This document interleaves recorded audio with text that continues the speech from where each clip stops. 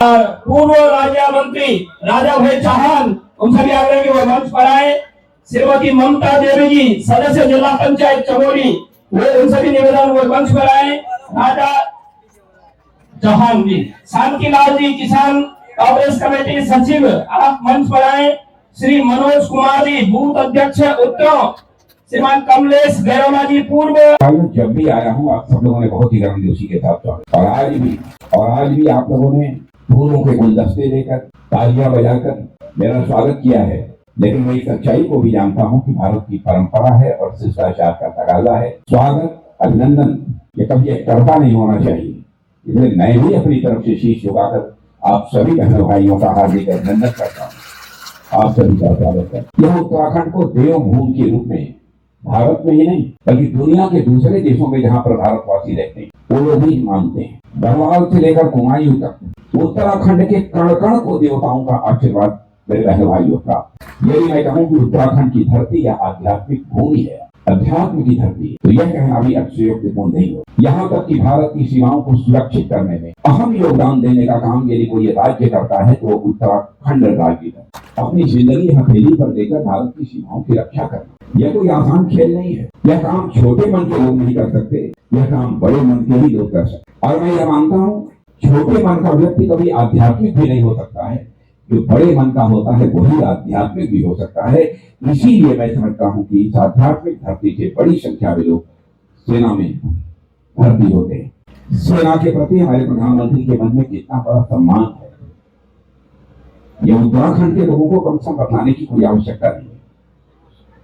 हिंदुस्तान का हर सैनिक, हिंदुस्तान का हर नागरिक सच्चाई को जानता है। मैं लंबे समय से राजनीति में, मैं जब उत्तर प्रदेश का मुख्यमंत्री था उसी समय इस उत्तर प्रदेश का विभाजन हुआ और उत्तर प्रदेश अलग राज्य बना और उत्तराखंड अलग राज्य बना। पहले से कब उस समय भी बराबर यह मांग होती थी पूर्व सैनिकों के द्वारा कि 1 रैंक 1 पेंशन लागू की जानी चाहिए। 2013 में जब हमारे मोदी जी प्रधानमंत्री की उम्मीदवार के रूप में घोषित हुए तो स्वयं पार्टी का राष्ट्रीय अध्यक्ष मैं ही हरियाणा की एक सार्वजनिक सभा को संबोधित करने जा रहे। उन्होंने कहा कि अध्यक्ष जी आज मैं हरियाणा की एक सभा को संबोधित करने जा रहा हूँ जिसमें कि अधिकांश हमारे पूर्व सैनिक हैं और आप भी जानते हैं कि हमारे पूर्व सैनिक लंबे समय से बराबर 1 रैंक 1 पेंशन लागू किए जाने की मांग कर रहे हैं। क्या करना चाहिए? मैंने कहा आपका क्या मतलब? उन्होंने कहा कि उनका कहना था कि लागू किया जाना चाहिए और उस हरियाणा की एक बड़ी सभा में जाकर उन्होंने घोषणा कर दी हमारी सरकार बनेगी हम 1 रैंक 1 पेंशन को लागू करेंगे बहनों भाइयों। और उन्होंने सरकार बनने के बाद देर नहीं की हमारे देश के बहादुर जवानों के लिए 1 रैंक 1 पेंशन यह सुविधा लागू कर। अब मैं कह सकता हूँ कि आज तक 1 लाख करोड़ के आसपास 1 रैंक 1 पेंशन के आधार पर आंदोलन किया, लेकिन सैनिकों के लिए लाख करोड़ का कोई महत्व नहीं है, धन का महत्व नहीं है। जिंदगी से बड़ी अनमोल चीज मैं समझता हूँ कि मानव जीवन में है और कुछ नहीं हो सकता। धन दौलत का कोई महत्व नहीं, लेकिन लोगों ने सरकार चलाई है। लंबे समय तक इस हिंदुस्तान में कांग्रेस ने सरकार चलाई। आपने देखा होगा कि जब जब एक ही सरकार रही है तब तक बड़े बड़े घोटाले में, कभी जीप घोटाला हुआ है, कभी बोफोर्स घोटाला हुआ है, कभी हेलीकॉप्टर घोटाला हुआ है, कभी रक्षा सौदों में घोटाला हुआ है, बराबर घोटाले हुए और बराबर भ्रष्टाचार के गंभीर आरोपों के कारण इनकी जो सरकारें रही हैं उनकी दुर्गति भी हुई, उनकी छवि भी खराब हुई है। और एक बार तो ऐसा भी हुआ कि इनके मंत्री को जेल की हवा भी भ्रष्टाचार के आरोपों के कारण यह खानी पड़ी थी। मेरे बहनों भाइयों 10 वर्ष हो गए मोदी जी के नेतृत्व में इस देश में सरकार चलाते हैं। भारत ही नहीं दुनिया का कोई व्यक्ति उंगली उठाकर नहीं कह सकता है कि मोदी जी की सरकार के किसी भी मंत्री के ऊपर 10 वर्षों के अंदर एक भी कोई भ्रष्टाचार का आरोप लगा,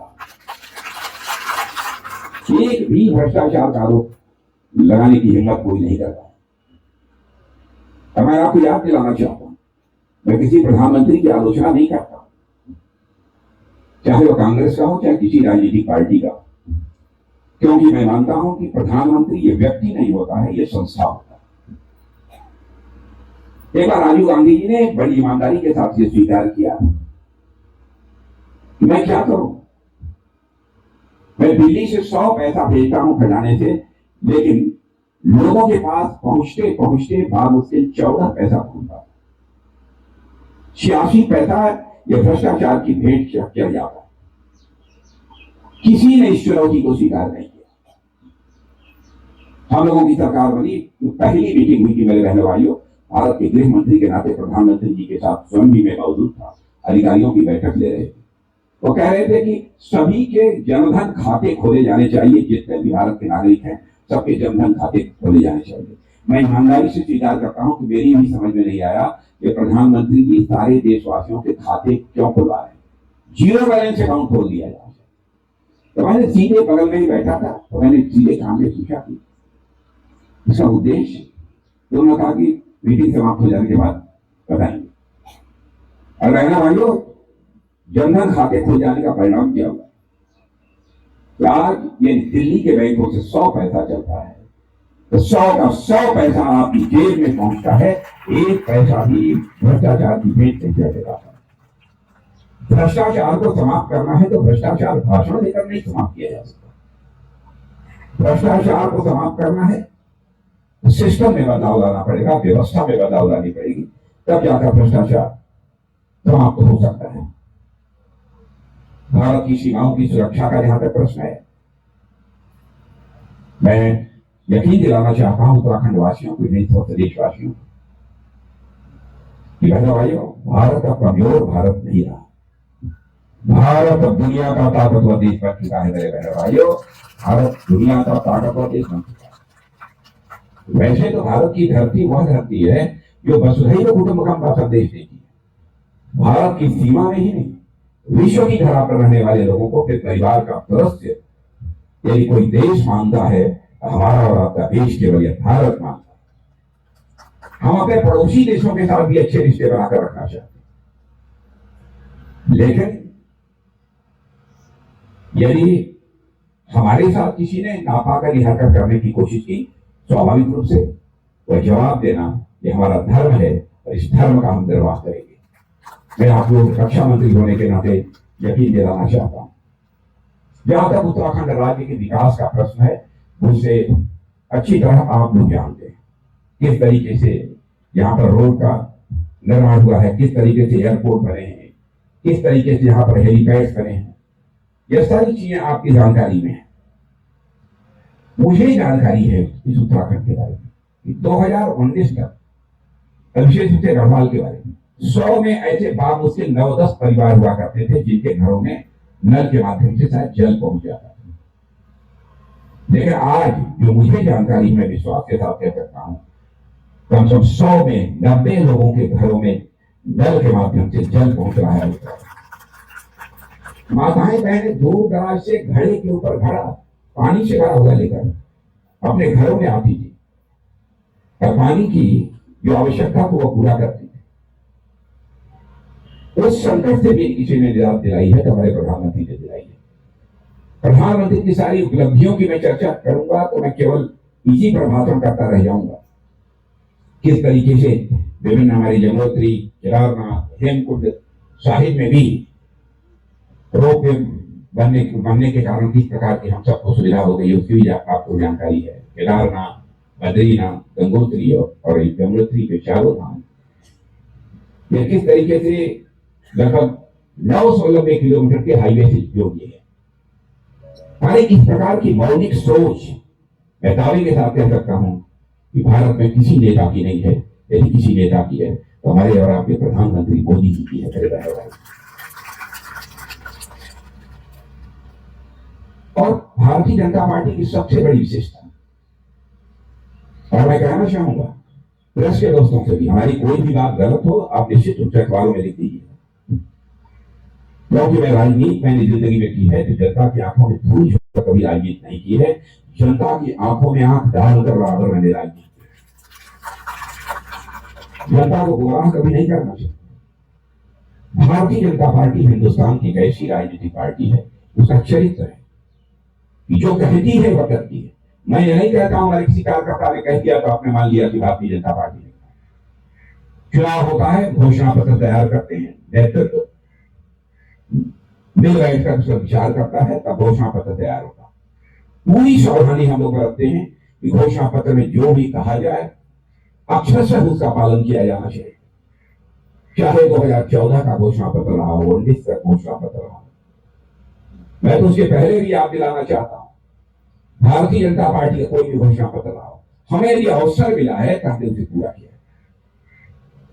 हमारे कहने और करने में कभी अंतर नहीं रहा, हमारी कथनी और करने में कभी कोई अंतर नहीं रहा।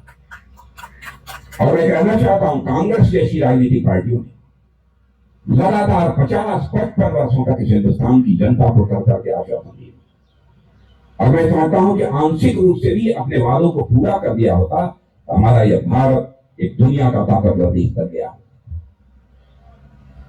और नेताओं के कहने और करने में अंतर होने के कारण ही भारत की राजनीति में विश्वास का संकट फैला हुआ है। और विश्वास के संकट को भारत में यदि किसी राजनीतिक पार्टी ने चुनौती के रूप में स्वीकार किया है तो भारतीय जनता पार्टी ने उसे चुनौती के रूप में स्वीकार किया है। हम लोगों ने कहा था धारा 370 समाप्त करें, तो संसद के दोनों सदनों में बहुमत मिलने के साथ चुटकी बजाकर धारा 370 जम्मू कश्मीर के समाप्त करें। हम लोगों ने कहा था हम आएंगे, नागरिकता कानून बनाएंगे, वो भी वाले को भी पूरा कर दिया। हम बराबर 84 से यह कहते चले आ रहे थे कि जिस दिन हमारी दिल्ली में सरकार बन जाएगी, अयोध्या की धरती पर भव्य राम का मंदिर बनकर रहेगा। मेरे भाइयों को छड़ा गया 22 जनवरी को हमारे प्रधानमंत्री ने रामलला की अयोध्या में प्राण प्रतिष्ठा कर दी, और रामलला अपनी झोपड़ी से निकलकर अपने महल में पहुंच चुके हैं। मुझे तो ऐसा लगता है इसके बाद भारत में राम राज्य आने का आगाज मेरे बहनों भाइयों हो चुका है, जो रामलला अपनी झोपड़ी से निकलकर अपने महल में पहुंच चुके हैं। कई ऐसी चीज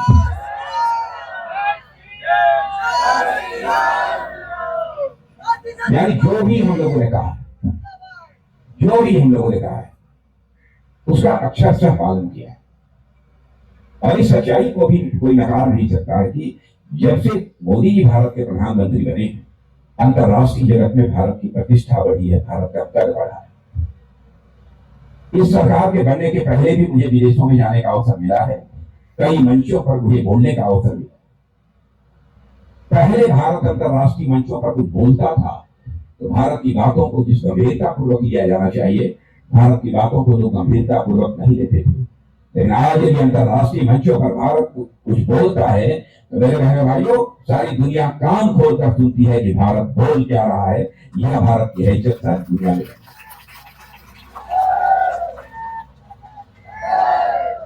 और यहां तक कि दुनिया के विभिन्न देशों के राष्ट्राध्यक्ष अब ये कहने लगे हैं कि विश्व की 21वीं सदी दुनिया के किसी देश की होने जा रही है, हमारे और आपके भारत की होने जा रही है। बहनों भाइयों, मैं नहीं कह रहा, दुनिया के भिन्न भिन्न देशों के राष्ट्राध्यक्ष बात कहने लगे। कल मैं मध्य प्रदेश की सार्वजनिक सभाओं को संबोधित करने के लिए जा रहा था, और मैं वहां उतरा था इलाहाबाद में प्लेन से, वहां पे हेलीकॉप्टर पकड़कर नहीं जाना। कुछ समाचार पत्र रखे थे, समाचार पत्रों को ऐसे ही तसली निगाहों से मैं देख रहा। मैंने अमेरिका के अम्बेसडर का, जिनका नाम एरिक गार्सेटी है, उनका एक वक्तव्य एक मंच पर बोलते हुए उन्होंने कहा था, अगर आप भविष्य को महसूस करना चाहते हैं, दुनिया के दूसरे देशों के लोगों से कह रहे हैं, यदि आप भारत के भविष्य को महसूस करना चाहते हैं तो आप भारत आए। आप यदि भविष्य देखना चाहते हैं, अगर आपको भविष्य नहीं देखना है दुनिया का, उसे देखने के लिए आप भारत आए। उन्होंने यह भी कहा कि अगर भविष्य पर आप काम करना चाहते हैं तब भी दुनिया के लोग आप भारत आओ। यह मैं नहीं कह रहा, यह अमेरिका के जो राजदूत हैं उन्होंने एक कार्यक्रम में बोलते हुए यह कहा था। भारत के प्रति यह धारणा देना, भारत अब कोई सामान्य देश नहीं है दुनिया की नजर। और आपको मालूम है कि रूस और यूक्रेन का जब युद्ध प्रारंभ हुआ था, हमारे लगभग हजारों बच्चे भारत के वहां पढ़ते हैं। रूस की तरफ से भी मिसाइल चल रही थी, यूक्रेन की तरफ से भी मिसाइलें चल रही थी। हमारे भारत के जो बच्चे पढ़ते थे, उनके माँ बाप जो यहाँ रहते थे, उन्होंने प्रधानमंत्री से मांग करनी शुरू कर दी कि मोदी जी चाहे जैसे हो हमारे बच्चों को यूक्रेन से बाहर निकालिए, उन्हें भारत ले। हमारे प्रधानमंत्री ने चटपट रूस के राष्ट्रपति मिस्टर पुतिन से बात की और यूक्रेन के राष्ट्रपति मिस्टर जेलेंस्की से बात की और साथ ही दुनिया का जो सबसे ताकतवर देश माना जाता है अमेरिका, उनके राष्ट्रपति मिस्टर बाइडेन से बात की। और बहनों भाइयों, कल आपको जानकारी होगी 4.5 घंटे के लिए युद्ध रुक गया, 22,500 हमारे भारतवासी बच्चे भारत लौटे। यह है भारत की। इस कोरोना की चर्चा कर रहे थे हमारे अनिल बलूनी जी। बहनों भाइयों, हमारे यहाँ वैक्सीन नहीं बनती। स्वयं वैज्ञानिकों से मिलकर उनके पास जाकर उनकी हौसला अफजाई करने का काम हमारे प्रधानमंत्री ने किया। अब इन्होंने सच कहा है कि भारत में लोगों को कोरोना वैक्सीन की 3 डोज लगी है, लेकिन दुनिया के शायद किसी देश में आपको यह देखने को नहीं मिलेगा। कहीं 2 लगी है, कहीं 1 लगी है। मैं तो दावे के साथ कहता हूं अमेरिका में भी आपको देखने को नहीं मिलेगा। यह हैसियत है भारत की। भारत हर मामले में आत्मनिर्भर भी होता जा रहा। मैं रक्षा मंत्री हूं, रक्षा मंत्री होने के नाते भी मैं आपको बता रहा हूं, पहले हर चीज दुनिया के दूसरे देशों से हम आयात करते थे, मंगाते थे। तो गोले, मिसाइल, हर चीज दुनिया के देशों से मंगाते थे।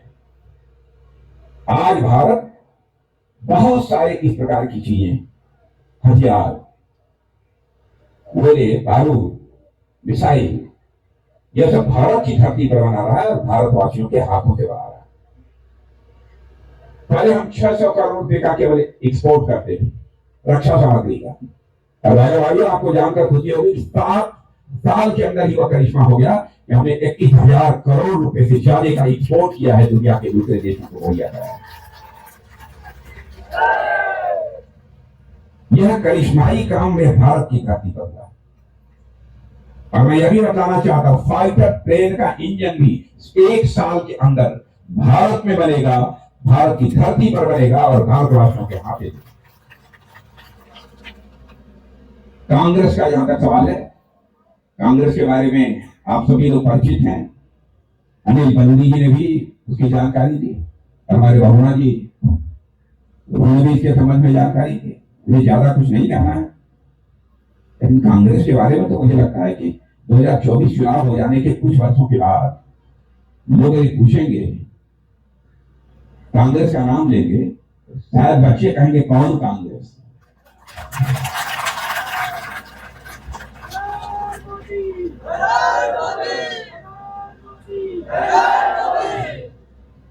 और जैसे इस पृथ्वी से डायनासोर लुप्त हो गया मेरे बहन भाइयों, मुझे लगता है कांग्रेस में लुप्त हो जाएगी। क्या हालत हो रही है। और आप लोग अच्छी तरह कांग्रेस को समझते हैं, क्योंकि कांग्रेस का एक समय वर्चस्व रहा। और मैं हमारे हरीश रावत जी, हमारे भाई, मैं बहुत सम्मान करता हूँ हरीश रावत जी। और हरीश रावत जी ने भी कह दिया कांग्रेस सुस्त हो गई है, पस्त हो गई। लेकिन मैं आपको बताना चाहता हूं कि जो कांग्रेस के दोस्तों से भी बातचीत होती है और जो कांग्रेस को मैं देख रहा हूं, मुझे लगता है कि अब कांग्रेस पहाड़ चढ़ने लायक नहीं है मेरे बहनों। कांग्रेस से पहाड़ नहीं चढ़ते और इनमें आपस में रोज लड़ाई। आप देख रहे हो कि धड़ाधड़ कांग्रेस छोड़कर तो भारतीय जनता पार्टी की सदस्यता स्वीकार कर रहे हैं, धड़ाधड़। और आजकल तो कांग्रेस का तो टीवी शो बिग बॉस देखा है नहीं? आप बिग बॉस देखा है नहीं? बिग बॉस का घर बनी हुई है, प्रतिदिन एक दूसरे के कपड़े फाड़ रहे हैं।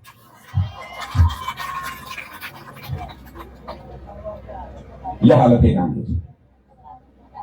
बलूनी जी का जहां तक प्रश्न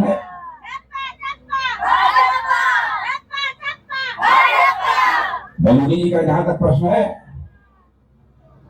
आप सभी बलूनी जी से अच्छी तरह परिचित हैं। जो पहले बहुत नजदीक से परिचित नहीं रहे होंगे, चुनाव के दौरान उनका परिचय हो गया। भाइयों, हमारे अजय बलूनी बहुत ही सधे हुए और मजे हुए एक वक्ता भी है और भारतीय जनता पार्टी केंद्र में भी बहुत ही प्रभावी भूमिका का निर्वाह करते हैं। और मुझे आश्चर्य होता था, राज्यसभा में जब थे संसद में, तब भी कोई ना कोई उत्तराखंड की समस्या को लेकर के हमारे पास पहुंचे रहते थे। जब मैं गृह मंत्री था तब भी, रक्षा मंत्री था तब भी, लेकिन इनकी विश्वसनीयता पर कभी मेरे मन में कोई प्रश्न चिन्ह नहीं लगाया। इसलिए जो ये कहते थे अक्षरशः उसको जो मैं बराबर धरती पर उतारने की मैं बराबर कोशिश करता हूं।